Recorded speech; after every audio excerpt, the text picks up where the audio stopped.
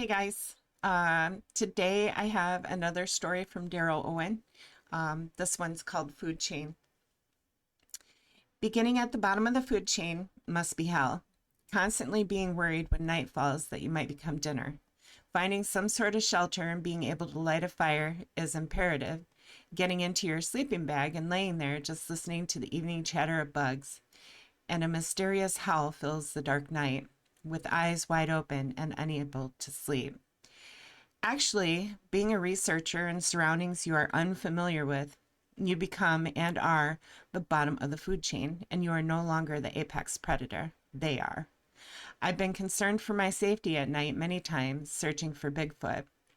If you aren't cautious or frightened, you're ignorant. I've heard strange noises deep in the forest that I can't explain, growls and howls between valleys.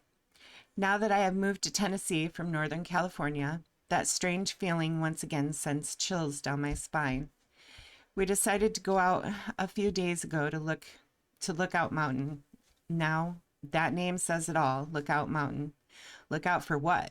This is one location where Civil War soldiers have died in combat in open fields surrounded by an unlimited forest, easy place to hide creatures that live in the woods. In the Appalachians, they have a large assortment of cryptids, ghosts, and paranormal incidences that need to be investigated, if you're brave. I was injured during an investigation once and will not do it again. Here you have to continue with many obstacles.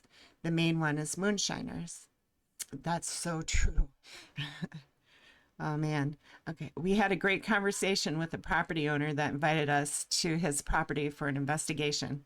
He states he has 130 acres of livestock. He states lately they have lost a cow or calf once a month during the summer months, 2 times during the winter. The ranch consists of 300 cows, 16 alpacas, 35 sheep, 9 goats, 16 pigs, 23 chickens, all yummy food for an apex predator.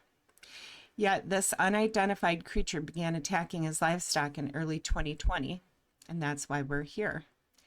The rancher first thought it was coyotes, maybe a big cat, but in the same breath, the rancher states, the animal that is killing his livestock does not leave much blood in its victims. I immediately went to the chupacabra, the goat-sucking creature. Here in this area, that doesn't sound right. It's plausible, but probably not plausible. Throughout the state, many ranchers have described 2 creatures that lurk in the shadows of the Appalachians. If you've guessed it, Bigfoot and the Dogman. Why should we be selective when we know very little about any of them? What about the grafted monster or the rake? All of them seem to prefer to take the organs out of the unfortunate livestock and leave the carcass. The string of attacks is baffling ranchers statewide. Recently, in an attack, a creature left behind a cow head and no body. This particular rancher has placed multiple game cameras throughout their properties. As of today, none of the game cameras have gotten a snapshot of any such creature. Wardens who have investigated the liquidation of livestock showed the ranchers photographs of various native predators. The ranchers felt like the wardens knew what was lurking in the fields and killing their livestock. They only investigated the killings to appease the ranchers. The only definitive information about the creature is that it drains its victims dry of blood, steals the organs, and disappears without a trace. To add to the fear and confusion surrounding these animal attacks, the mutilations go unsolved. Because most government officials are silent on creature attacks, the government will never admit to it if they can't control it. In another reported attack, where 15 chickens were slaughtered, the owner reported that only the internal organs were removed from each of the chickens. Only a single bite mark was visible. Strangest of all, no blood was found on the ground, despite the gruesomeness of the chicken slaughter. So, to put this right, the attacks are random, silent, and selective. According to the wardens that were called in, they found large footprints at the scene measuring approximately 7 inches across, 16 to 18 inches long, 4-toed. That rules out a Bigfoot. 4 toes doesn't fit that narrative. Now we've added another cryptid. the Grafton monster. The Grafton monster, 6 to 9 feet tall, 300 to 500 pounds, slumber, walking, and four-toed.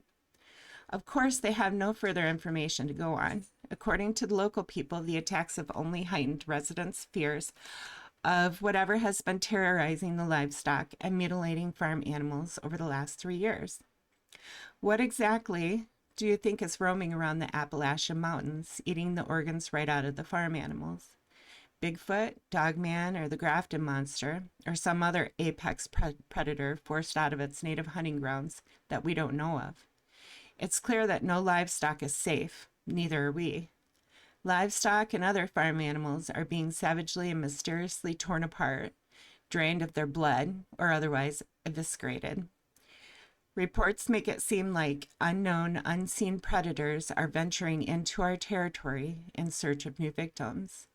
As we destroy their habitat, they destroy ours.